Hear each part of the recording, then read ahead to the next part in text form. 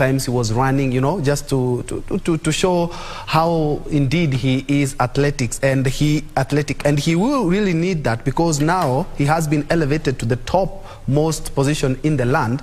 And something else that his wife is also going to be on Kenya's eyes now. The good bishop will be on Kenya's eyes and lips. And now she has to transit from her work to indeed being the wife of the second in command, which comes with a lot of responsibilities. We have seen Dr.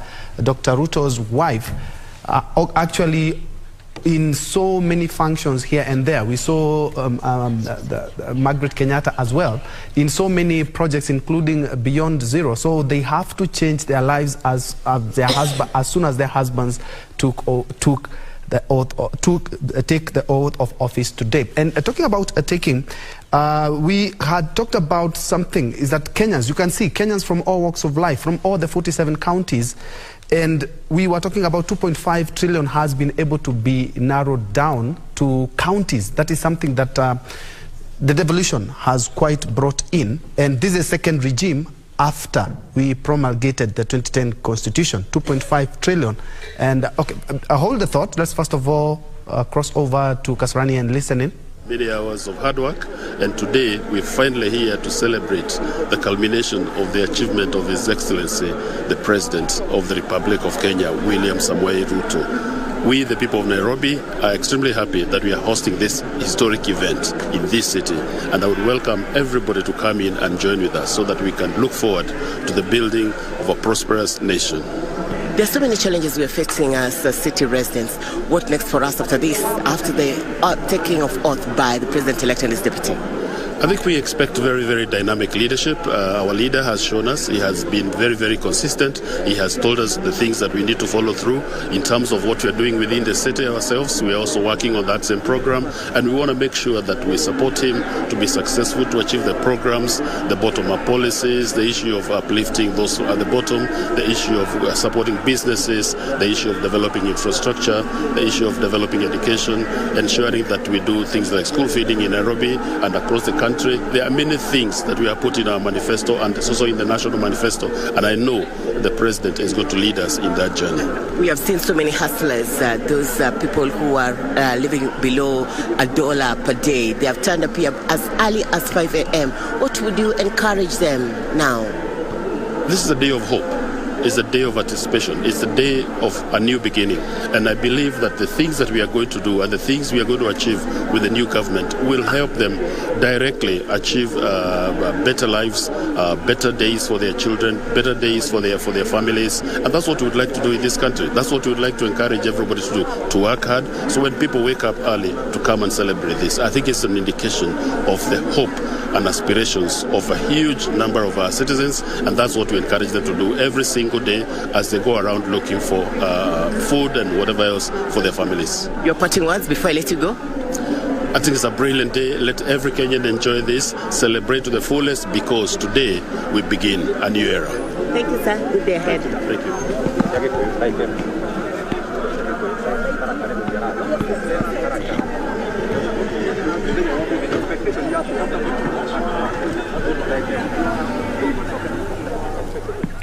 Indeed, that is Irene Mchuma Odim was sampling some of the responses by the leaders who are now streaming in, and from that camera angle we can tell you that some dignitaries are already arriving.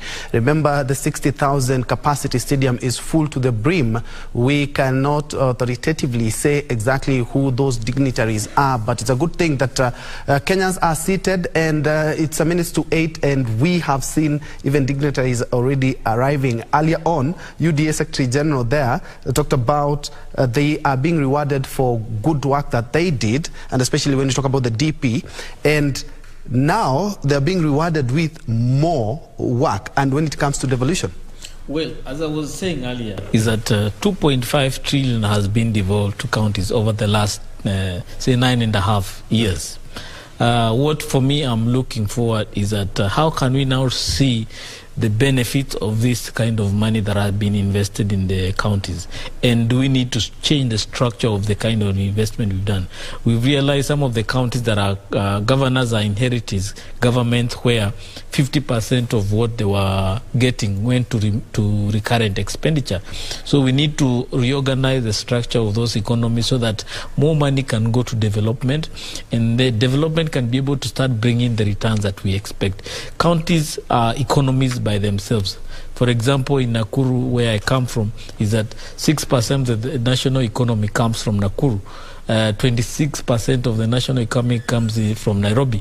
We need to see the structure of the whole economy in the country changing, rather than having 5 counties contributing to over 50% of the economy. We want to see more and more counties growing so that their revenue and their contribution to the national GDP can also increase, so that the burden that we have on these 5 counties, which is Nakuru, Kiambu, Nairobi, Mombasa and Meru, can be lessened.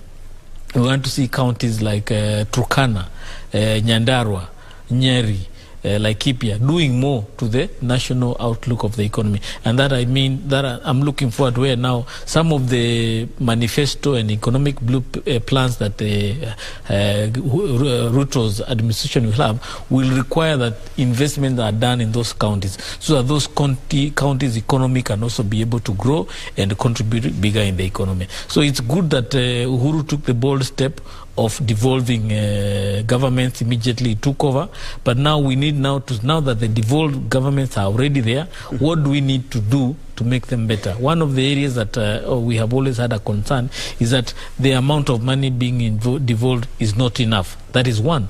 But also the own source revenues in those counties, are they collecting enough? Are they using the one that they collect effectively? Are they making sure that there are no leakages in terms of the collection? Are they making sure that we don't have the cases that we are seeing in Kisii, where we have ghost workers, people who are employed, they don't qualify for those jobs, they are not being productive, or they are even not there, people being assigned to be drivers and there are no cars to drive? The kind of wastage we are seeing is shocking. Okay. So we need to be able to address those issues. Let's first of all listen in. This is Kasarani MP. Okay, today it's a very nice day. Swearing in of a new president. Very high expectations throughout the country. I think he's inheriting a very crazy situation in terms of the finances of the treasury. So I think the first 6 months might be very tough, but it's the hope of all Kenyans that after that things will get better. And what do you expect after this certain thing? You see, the hope of all Kenyans, people have been hungry.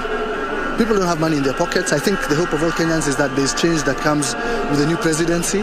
I think from the president's speech, there's a lot of things that will come out, and I'm hoping that the hope that people have with the new president, he will actually fulfill those promises, because people have been suffering. We've had a government that has not been respecting court orders.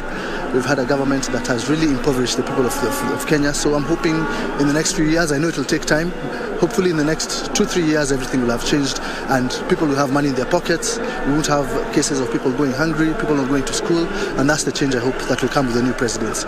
You're representing the people of Kasarani. Yes. What do you think will be first of the things for you to address as you're taking office now?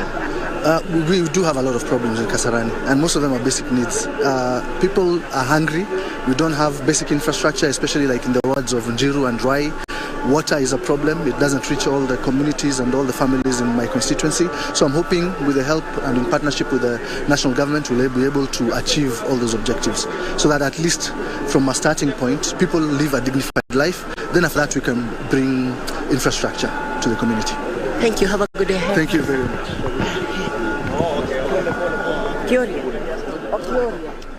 Kasarani MP, Captain Ronald Karauri. And something interesting he has talked about there is that for the next 6 months, things are going to be quite tough for the new government.